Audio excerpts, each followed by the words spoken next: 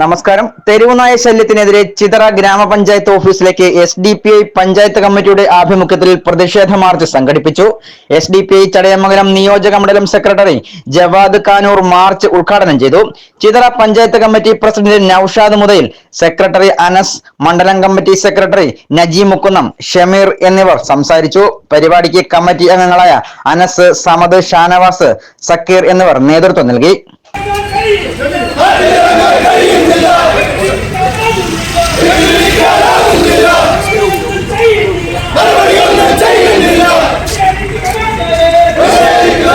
തെരുവുനായ്ക്കളുടെ ശല്യം വർദ്ധിച്ചുകൊണ്ടിരിക്കുന്നു എന്നുള്ളത് ഒരു വലിയ ഭീഷണി തന്നെയാണ്. നമ്മെ സംബന്ധിച്ചിടത്തോളം ഒരു നാടിന്റെ ഭരണ സംവിധാനം എന്ന് പറയാൻ കഴിയുന്ന, പ്രാദേശിക ഗവൺമെന്റ് എന്ന് പറയാൻ കഴിയുന്ന അധികാരികളുടെ മുന്നിലാണ് ഈ നാട്ടിലെ ഗൗരവമേറിയ ഒരു വിഷയം ഉയർത്തിപ്പിടിച്ചുകൊണ്ട് SDPI കടന്നു വന്നിട്ടുള്ളത്. നേരത്തെ ഇവിടെ സൂചിപ്പിച്ചു, വളവുവെച്ച മഹാദേവര കുന്നില് വീട്ടുമുറ്റത്ത് കളിച്ചുകൊണ്ടിരുന്ന 3.5 വയസ്സുള്ള പെൺകുഞ്ഞിനെ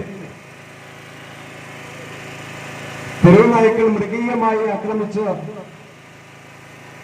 അതിഗുരുതരമായ പരിക്കുകളേറ്റ് തിരുവനന്തപുരത്ത് സ്വകാര്യ ആശുപത്രിയിൽ ഇപ്പോഴും ചികിത്സയിലാണ്. ലക്ഷക്കണക്കിന് രൂപ ചെലവഴിച്ച് അതിന്റെ ചികിത്സ തുടർന്നുകൊണ്ടിരിക്കുന്നു. മുഖത്ത് മാരകമായ മുറിവുകളാണ് ഏറ്റിരിക്കുന്നത്. കഴിഞ്ഞ 2 ദിവസം മുമ്പ് വീണ്ടും നമ്മുടെ മറ്റൊരു ചിത്രം കണ്ടിരിക്കുന്നു. കൊല്ലായിലാണ് സ്കൂളിന്റെ മുന്നിൽ നടന്നുപോയിക്കൊണ്ടിരിക്കുന്ന ഒരു കുട്ടിക്ക് നേരെ തെരുവുനായ്ക്കൾ പാഞ്ഞെടുക്കുന്ന ചിത്രം സോഷ്യൽ മീഡിയയിൽ ഇപ്പോഴും ഓടിക്കൊണ്ടിരിക്കുകയാണ്.